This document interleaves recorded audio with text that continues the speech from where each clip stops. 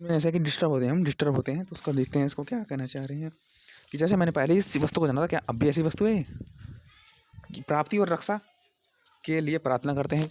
विद्यादि धन, कोई भी चीज़ हम हो, चाहे प्राप्ति हो, विद्या आदि धन जो भी हो, उसकी प्राप्ति और रक्षा करने के लिए हमें देखना है कि क्या मैंने जो पहला विचार था जानते थे, क्या अब इसको ऐसे जानते हैं? क्या हम डिस्टर्ब होकर के उसे गलत नहीं जानने?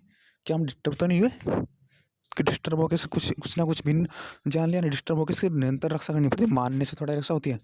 ये मानने से हमें कुछ चीज़ मिल गई या मानने से उसकी रक्षा हो गई, देखनी है कि रक्षा मैं कर पाया था, कर पा रहा हूँ या कर पाऊंगा अभी, या सिर्फ मैं रक्षा कर रहा था या रक्षा हो गई। ऐसी नहीं, मतलब रक्षा मैंने की थी और अब मैं ऐसी रक्षा करूंगा। देखनी है कि कैसी रक्षा की थी और वैसी रक्षा हुई है, तो अब कैसी रक्षा करनी है, तो उससे ही पता लगेगा ना।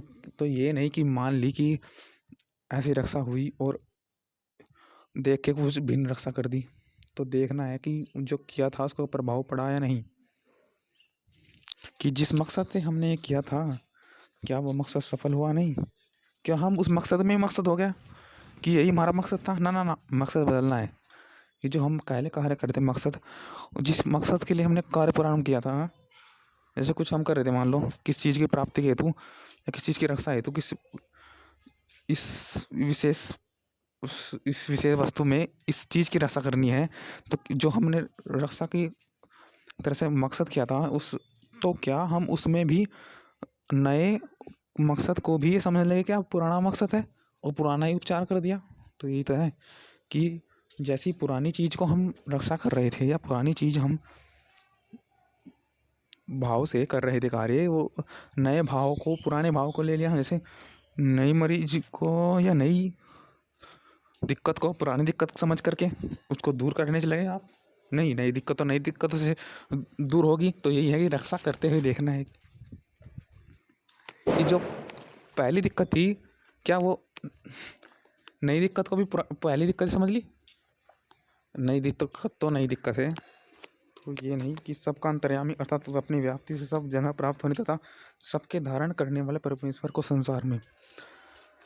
तो देखते हैं, यही है कि रक्षा जो हम कर रहे थे या हम जो कोई भाव कर रहे थे या हम कुछ विशेष प्रयत्न कर रहे थे, क्या हम जो अब प्रयत्न कर रहे हैं क्या वो उसी का हिस्सा है या अलग है?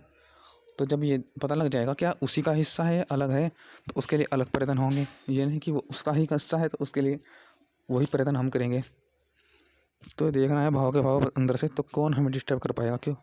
हाँ, क्यों हमें पता है कि हाँ हम तो अलग कर, अब अलग चुनौती है और हम अलग कर भी रहे हैं, अलग भाव हैं, अलग भाव के तरह चल भी रहे हैं। तो क्या किससे डिस्टर्ब होना, तो क्या किससे वो डिस्टर्ब होगा? व्यक्ति किससे डिस्टर्ब नहीं होगा ना। वह व्यक्ति कभी किसी से अप्राप्ति होगी, वस्तु उसके योग्य अप्राप्त हो रह जाएगी, सबको प्राप्त होएगा। ओहो,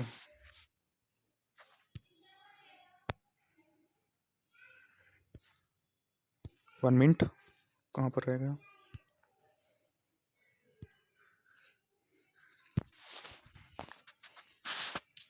तो क्या उस पर अप्राप्ति की वस्तु रहेगी?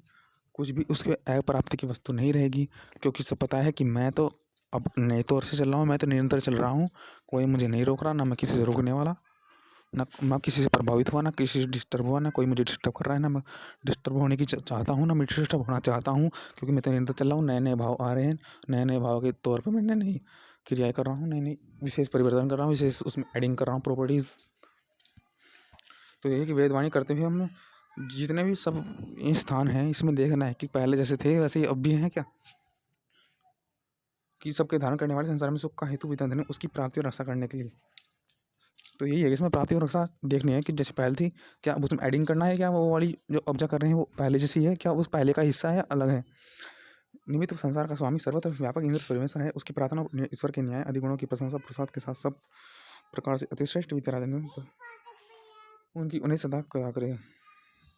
तो यही होगा कि न्याय जो जिस न्याय के ईश्वर के जिस न्याय से पहले चल रहा था, क्या वो उसी का हिस्सा है, अलग हो गया न्याय, या अलग गुण है वो ईश्वर का?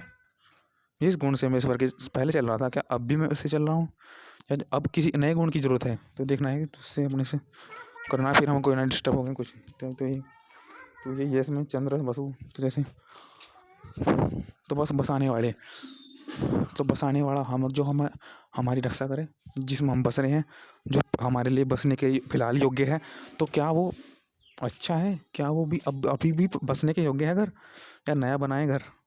तो कुछ ऐसा ही है इसमें सोचना कि क्या अब उसमें घर फूट गया है, क्या अब भी रहने योग्य है या नया बनाए? तो नया बनेगा तो नया बनेगा, ये नहीं समझिए कि ये वही घर है जैसा पहला था, नहीं बदला है। और नया उपचार भी होगा। ये नहीं सोचेंगे कि ऐसा ही घर है तो पहले जैसा, ऐसी ही मरीज है तो ऐसी ही मर्ज है, तो नहीं बदला है मर्ज, विशेष परिवर्तन भी होगा। तो वसो इंद्रम वसुपतिम गिर्भीरण ऋग्मयम होदा गंतारो मूतये ऊतये गंतारमः गंतारम गंतारमा गंतारम के साथ है, क्योंकि जो सर्वत्र व्यापक है उसको देखने हैं कि क्या पहले से था, क्या अभी वैसे ही है या अलग है। क्योंकि वो तो व्यापक है, हम उसको ऐसा समझ रहे हैं कि एक जगह ये हो, एक जगह थोड़ा, सब जगह है ईश्वर, सब जगह अलग अलग गुण हैं। क्या पहले जैसी थोड़ा ये वस्तु चेंज हो गई है। ऊता ये तो ये करना है रक्षण प्राप्ति हेतु क्रिया योग क्रियापयोग या प्राप्ति के लिए प्रयत्न करना है, सदा उन्नति रहना है। तो ये स्तुवंतु रिस्तुवतु करते हैं, आपके सब ज्ञान को धारण करते हैं कि जो पहले था क्या अभी वैसे ही। ओम।